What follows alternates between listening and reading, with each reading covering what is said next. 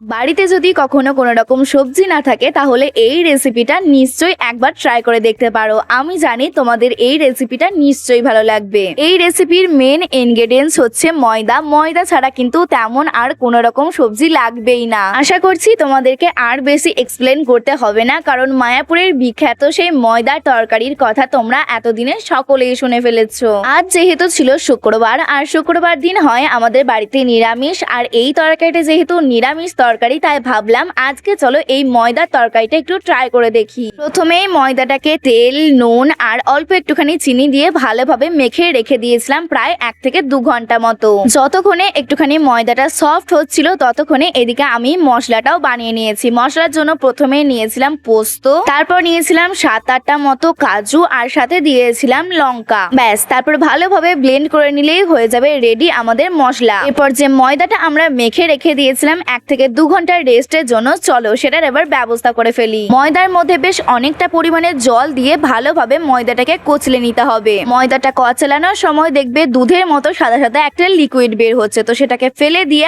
আরো 2-3 বার ভালো করে ময়দাটাকে কচলে নেবে। তারপর দেখবে ময়দাটা একদম দেখতে পুরো একটা ছানার মন্ডর মতো হয়ে গেছে। এরপর অতখানি ময়দা থেকে যে অল্প একটু ময়দা বেরিয়েছে সেটাকে একটুখানি কড়াইয়ে তেল দিয়ে ভালোভাবে ভেজে নেবে, আর সাথে অল্প একটু আলুও ভেজে নেবে। তারপর যেমন করে অন্যান্য তরকারিগুলো রান্না হয় এটার ক্ষেত্রেও ঠিক সেম ভাবেই হবে। তোমাদেরকে আমি সবটাই দেখিয়ে দিয়েছি ভিডিওতে। এরপর যদি কিছু তোমাদের বুঝতে অসুবিধা হয় অবশ্যই আমাকে তোমরা জিজ্ঞাসা করতে পারো। তবে এই তরকারিটা খেতে কিন্তু বেশ ভালো।